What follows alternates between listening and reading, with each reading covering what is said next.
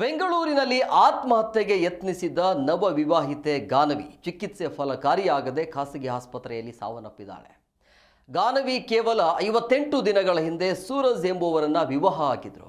ವಿವಾಹದ ಆರಂಭಿಕ ದಿನಗಳಲ್ಲೇ ದಾಂಪತ್ಯದಲ್ಲಿ ಕಲಹ ಉಂಟಾಗಿದೆ ಅಂತ ಹೇಳಲಾಗಿದೆ. ಇದೇ ಕಾರಣಕ್ಕೆ ಹನಿಮೂನ್ಗೆ ತೆರಳಿದ ದಂಪತಿ ಮಧ್ಯದಲ್ಲೇ ಹಿಂತಿರುಗಿದ್ರು ಅಂತಲೂ ಕೂಡ ಮಾಹಿತಿ ಇದೆ. ಗಾನವಿ ಆತ್ಮಹತ್ಯೆಗೆ ಯತ್ನಿಸಿದ್ದು ತನ್ನ ರೂಮಿನಲ್ಲಿ ಪ್ರಜ್ಞಾಹೀನ ಸ್ಥಿತಿಯಲ್ಲಿದ್ದ ಆಕೆಯನ್ನ ಪೋಷಕರು ತಕ್ಷಣ ಖಾಸಗಿ ಆಸ್ಪತ್ರೆಗೆ ದಾಖಲಿಸಿದ್ರು. ವೈದ್ಯರು ತೀವ್ರ ಚಿಕಿತ್ಸೆ ನೀಡಿದ್ರು.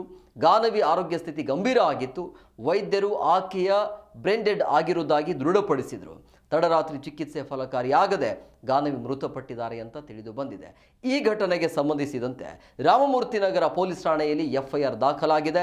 ವರದಕ್ಷಿಣೆ ಕಿರುಕುಳ ಮತ್ತು ಆತ್ಮಹತ್ಯೆಗೆ ಪ್ರಚೋದನೆ ಆರೋಪದಡಿ ಪ್ರಕರಣ ದಾಖಲಾಗಿದ್ದು ಪತಿ ಸೂರಜ್ ಹಾಗೂ ಅವರ ಕುಟುಂಬಸ್ಥರ ವಿಚಾರಣೆಗೆ ಪೊಲೀಸರು ಮುಂದಾಗಿದ್ದಾರೆ.